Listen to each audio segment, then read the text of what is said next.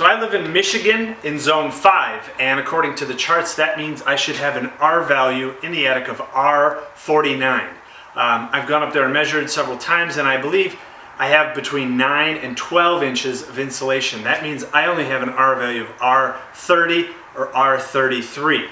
So I've been looking for some cheap insulation to buy, and I found this at Menards. So originally this was $20. It was on $5 rebate, and then another $5 off on clearance. So this was $10 a bag, which is great. The bad news is this is the stuff you have to blow in. So half off is great, $10 a bag is great. And I've used this stuff before. It's called the Rake and Shake. You just kind of throw it out there and level it. That stuff is great, easy to use, quick and easy to install. This stuff is technically the blown-in insulation. You're supposed to use the big machine, you put it in and blow it all over the attic.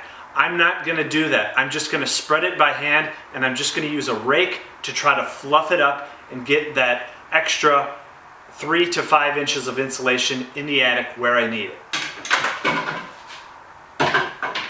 So after I spread it by hand, I'm going to be using a garden rake to try to fluff up that insulation as much as possible. The whole reason behind using the blower is to try to create fluffy pockets of air, and that's what provides the good insulation. If you just spread it by hand with big clumps, it won't work. So I'm going to be spreading it by hand as loosely as possible and using a rake to try to fluff it up. I'll put links in the description to the insulation I'm using, also to that Rake and Shake insulation that I really like to use, that you can just quickly do it by hand. You don't need machines, you don't have to cut, you don't have to measure. You just want to open up the bag, spread it out.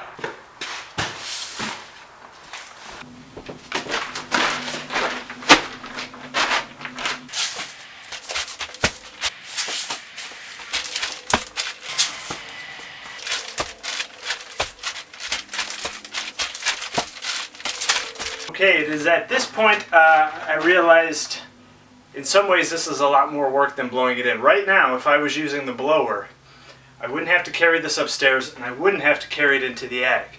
I would be loading it down there, running the hose through a window and right up. So the fact that I'm having to move all these bags up into the attic, that's a bit of a pain. If you're doing 3 or 4 bags, not a big deal, but if you're doing 16 like I am, this is going to be more work getting the bags up there. Just know it might not make a lot of sense if you're doing large volumes of an attic. You might just want the blower, the bags, everything downstairs. You just run a hose up, blow everything in, and you're done. This is a real advantage when you don't want a blower or don't need a blower or don't want to pay to rent a blower. Okay, now up into the attic.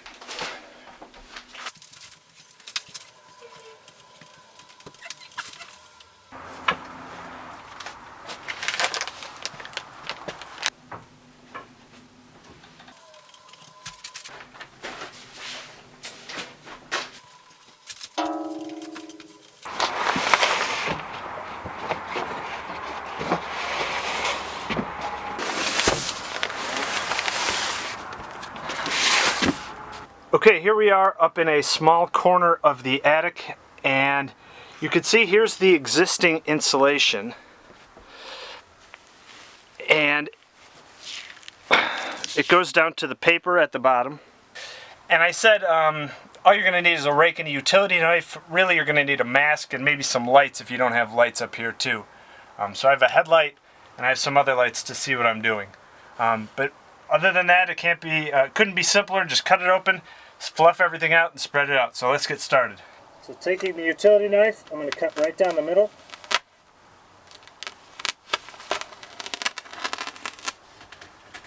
Split it open.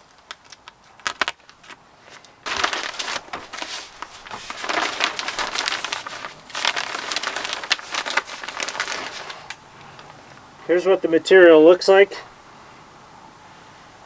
It's fluffy, yet it's compacted, and we want to fluff all that. We want to get all that fluffed up.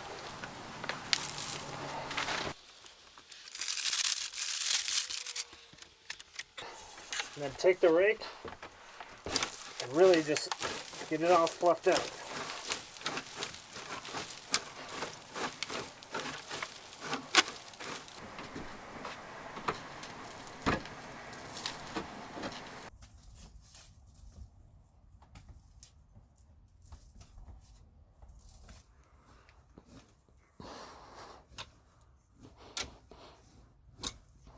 been a couple weeks and I've learned a few more things about the insulation. So I'm happy with how that area turned out in the end, but I think I could have done better at fluffing it up more and providing more R value and making it more effective. So here's some things I'm going to change. One, I have a drill with a mixer paddle. I use this for mixing grout. And I have a large plastic tote. So what I'm going to do now, instead of just spreading it and fluffing it with the rake, I'm going to mix it in this tote first, fluff it up, and then spread it out. Hopefully getting it fluffier and providing more insulation value.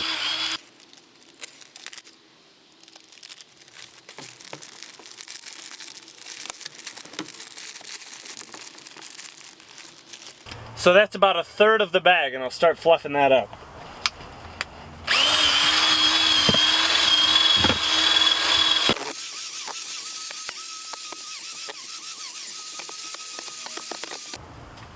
And when I spread this out, I'm really going to focus on these joints here. You can see there's a joint where I can get my hand all the way down. That's where the cold air is coming up from. So I'm going to really focus on filling in those joints.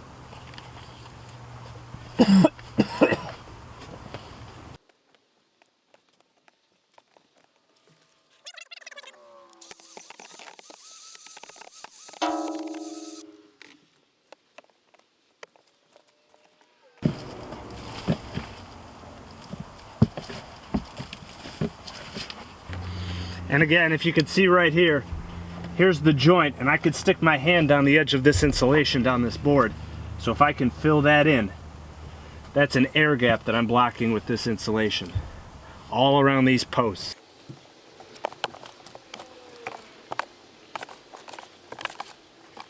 And just for reference, this is just one bag. So that's probably an inch or two over a 10 by 10 area. I'm going to go back and fill in some more back there, maybe back there, but it got a pretty light coat for a 10 by 10 bag after fluffing it up.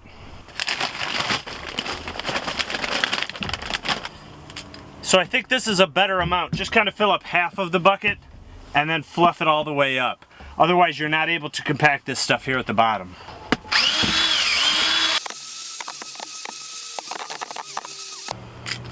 So I'm really liking this method a lot better. I feel like I'm getting it fluffed up a lot more. You can see there's no big chunks. It's really fluffed and will provide a lot more R value. So just using a drill and a little mixer or anything, this is really easy. There's no resistance. So anything that you can get in there and just fluff it up more before you spread it makes it a lot easier. You don't have to do as much work with a rake or by hand breaking it all up.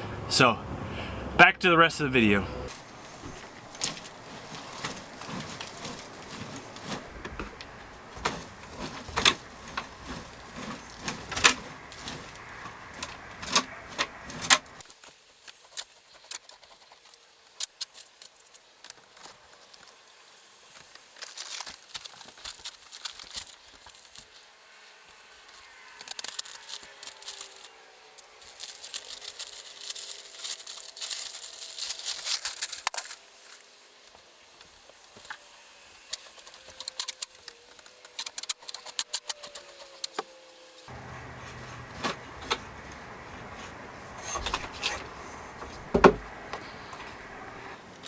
Okay, again, we want to be filling in all these cracks and giving that 3 more inches of insulation thickness. So fluffing it up, continuing to fluff it up, and fill in all these cracks where heat can escape through.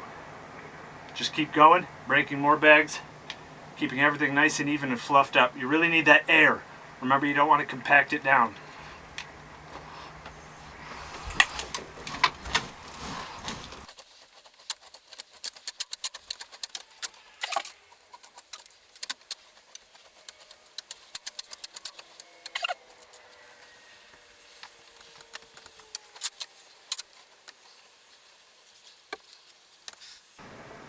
So you can see how quickly that went. That was 2 bags. It took, I don't know, 5 minutes, and we covered half this area. 2 more bags and we'll be done with, a 12 by 12 area. So you can see, once you get up here and you have room and you can spread it out and rake it and fluff it out, it goes pretty quickly.